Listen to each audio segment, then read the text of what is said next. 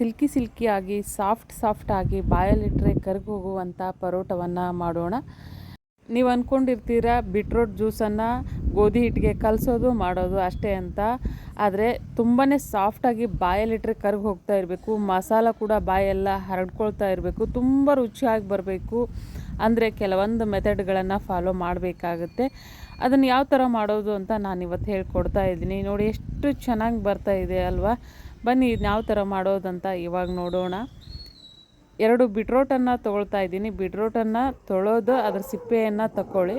ಅದಕ್ಕೆ ಹಾಕೋದಕ್ಕೆ ಒಂದು ಮಸಾಲ ಪೌಡ್ರು, ಜೀರಿಗೆ ಮತ್ತು ಕಾಳು ಮೆಣಸಿನ ಪೌಡರ್ ಅದು.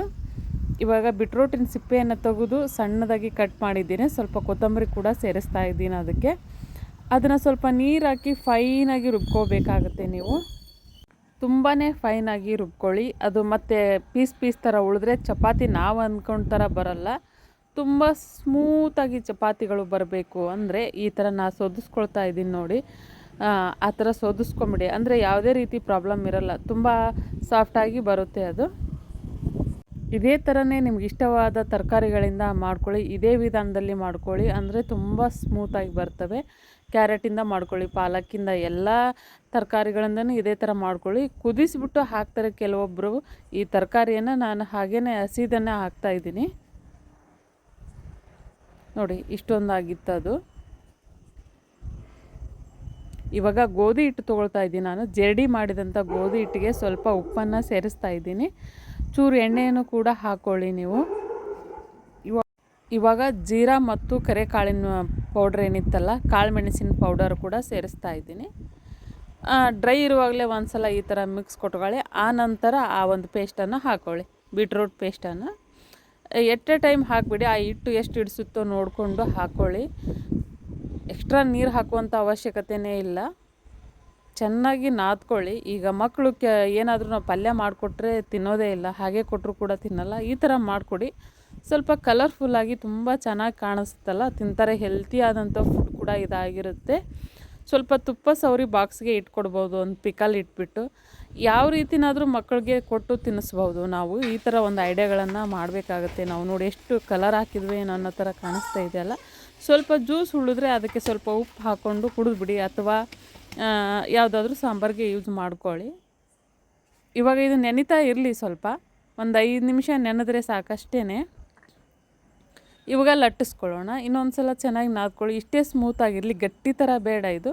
ಸ್ವಲ್ಪ ಸ್ಮೂತಾಗಿದ್ದರೆ ಚಪಾತಿಗಳು ಸ್ಮೂತಾಗಿ ಬರ್ತವೆ. ನೋಡಿ ಎಷ್ಟೊಂದು ಸಾಫ್ಟಾಗಿ ಕಾಣ್ತಾ ಇದೆ ಹಿಟ್ಟು ಕೂಡ. ಚಪಾತಿ ಕೂಡ ಅಷ್ಟೇ ಸಾಫ್ಟಾಗಿ ಬರ್ತವೆ. ನಾನಿದಕ್ಕೆ ಎಗ್ ಬ್ರುಜ್ಜನ್ನು ಮಾಡಿದ್ದೆ ಇವತ್ತು. ನೀವು ಏನು ಪಲ್ಯ ಬೇಕಿದ್ರೂ ಮಾಡ್ಬೋದು. ಒಂದು ಒಳ್ಳೆ ಕಾಂಬಿನೇಷನ್ ಆಗುತ್ತೆ ಇದೇ ತುಂಬಾ ಟೇಸ್ಟಾಗಿರುತ್ತೆ. ಇದಕ್ಕೆ ಯಾವುದೇ ರೀತಿಯಾದ ಪಲ್ಯ, ವೆಜ್ ಇರ್ಬೋದು, ನಾನ್ ವೆಜ್ ಇರ್ಬೋದು, ಯಾವುದಾದ್ರೂ ಇದಕ್ಕೆ ಸರಿ ಹೋಗುತ್ತೆ ಊಟಕ್ಕೆ. ನೀಟಾಗಿ ಎಣ್ಣೆ ಹಚ್ಬಿಟ್ಟು ಉಂಡೆಗಳನ್ನಾಗಿ ಮಾಡ್ಕೊಳ್ಳಿ. ಸೇಮ್ ಚಪಾತಿ ಏನು ಮಾಡ್ತೀವಲ್ಲ ಅದೇ ರೀತಿಯ ಈ ಪರೋಟಗಳು ಕೂಡ. ಇವಾಗ ಇದನ್ನು ತೊಗೊಂಡು, ಒಂದು ಉಳ್ಳೆಹಣ್ಣು ತೊಗೊಂಡು ಈ ಥರ ಲಟ್ಟಿಸ್ಕೊಳ್ಳಿ. ಎಷ್ಟು ದೊಡ್ಡದು ಬೇಕಿದ್ದರೂ ಲಟ್ಟಿಸ್ಬಹುದು. ಎಷ್ಟು ಸ್ಮೂತ್ ಇತ್ತು ಹಿಟ್ಟು ಅಂದರೆ ಮುಟ್ತಾನೇ ಇರಬೇಕು ಅಂತ ಅನ್ನಿಸ್ತಾ ಇತ್ತು, ಅಷ್ಟೊಂದು. ನೋಡಿ ಇಲ್ಲಿ ಪದರ ಮಾಡ್ತಾ ಇಲ್ಲ ನಾನು, ಅದಾಗಿಯೇ ಪದರವಾಗುತ್ತೆ. ಇಲ್ಲಿ 2 ಇಟ್ಟು ಅಥವಾ ಮಡಚಿ ಏನು ಮಾಡ್ತಾಯಿಲ್ಲ. ಒಂದೇ ಉಳ್ಳೆಯನ್ನು ತೊಗೊಳ್ಳೋದು, ಈ ಥರ ಲಟ್ಟಿಸ್ಕೊಳ್ಳೋದು. ತಾನಾಗೇ ಉಬ್ಬುತ್ತೆ, ಪೂರಿ ಥರ ಪದರಾಗಿ ತಾನೇ ಕಾಣುತ್ತೆ ಅದು. ನೋಡಿ ಎಷ್ಟು ಚೆನ್ನಾಗಿ ಬಂತು. ಮೈದಾ ಹಿಟ್ಟಿನ ಅನ್ನಿಸ್ತಾ ಇದೆಯಲ್ಲ, ಇಲ್ಲ ಗೋಧಿ ಹಿಟ್ಟಿಂದ ಮಾಡಿದ್ದಿದ್ದು. ಈ ಥರ ಹಾಕ್ಕೊಳ್ಳಿ. ಸ್ವಲ್ಪ ಎಣ್ಣೆ ಬೇಕಿದ್ರೆ ಹಾಕ್ಕೊಳ್ಳಿ. ಎಣ್ಣೆ ಬೇಡ ಅಂದರೆ ಹಾಕೋದಕ್ಕೆ ಹೋಗಬೇಡಿ, ನೀವು ಹಾಗೇ ಮಾಡ್ಕೋಬೋದು. ಹಿಟ್ಟು ಹಚ್ಚಿ ಲಟ್ಟಿಸಿ ಎಣ್ಣೆ ಇಲ್ಲದೇ ಮಾಡ್ಕೋಬೋದು ಈ ಪರೋಟಗಳನ್ನು. ಮಾಡ್ತಾನೆ ಒಂದೆರಡು ತಿಂದಿದ್ದೆ ನಾನು, ಅಷ್ಟೊಂದು ಚೆನ್ನಾಗಿ ಬಂದಿತ್ತು. ತುಂಬಾ ಇಷ್ಟ ಆಗಿತ್ತು. ಮನೇಲಂತೂ ತುಂಬಾ ಇಷ್ಟಪಟ್ಟರು ಮಕ್ಕಳೆಲ್ಲ. ಆ ಸೈನಿಂಗಿಗೆ ನಾವೆಲ್ಲ ಮನಸ್ಸು ಓದ್ಬಿಟ್ಟಿದ್ವಿ, ಅಷ್ಟೊಂದು ಕಲರ್ಫುಲ್ಲು ಮಿಂಚ್ತಾ ಇತ್ತು ಆ ಹಿಟ್ಟು. ಆ ಒಂದು ಇದು ಏನಿದೆಯಲ್ಲ ಪರೋಟ ಚಪಾತಿ ಸೈನಿಂಗ್ ಇತ್ತದು, ಅದು ನಂಗೆ ಭಾಳ ಇಷ್ಟ ಆಗಿತ್ತು. ನನ್ನ ಈ ರೆಸಿಪಿಗಳು ಇಷ್ಟ ಆದರೆ ಸಬ್ಸ್ಕ್ರೈಬ್ ಮಾಡ್ಕೊಂಡು ನೋಡ್ಕೊಳ್ಳಿ. ಒಂದು ಲೈಕ್ ಕೊಡೋದನ್ನು ಮಾತ್ರ ಮರಿಬೇಡಿ ನೀವು. ಇವಾಗ ಸ್ಕೂಲೆಲ್ಲ ಸ್ಟಾರ್ಟ್ ಆಯ್ತಲ್ಲ, ಲಂಚ್ ಬಾಕ್ಸ್ಗೆಲ್ಲ ಈ ಥರ ವೆರೈಟಿನ ಮಾಡಿ ಕಳಿಸಿ. ಸ್ವಲ್ಪ ಬೇಯಿಸುವಾಗ ಸ್ವಲ್ಪ ನೀಟಾಗಿ ಬೇಯಿಸ್ಕೊಳ್ಳಿ. ಹಸಿ ಬೀಟ್ರೋಟ್ ಹಾಕಿರೋದ್ರಿಂದ ಸಡನ್ಲಿ ತೆಗೆಯೋದಕ್ಕೆ ಹೋಗ್ಬಿಡಿ. ಸ್ವಲ್ಪ ಕೆಳಕ್ಕೆ ಮೇಲಕ್ಕೆ ಮಾಡಿ ಸರಿಯಾಗಿ ಬೇಯಿಸ್ಕೊಳ್ಳಿ. ಅಂದರೆ ಯಾವುದೇ ರೀತಿ ಪ್ರಾಬ್ಲಮ್ ಆಗೋದಿಲ್ಲ, ತುಂಬ ಚೆನ್ನಾಗಿ ಬರ್ತವೆ.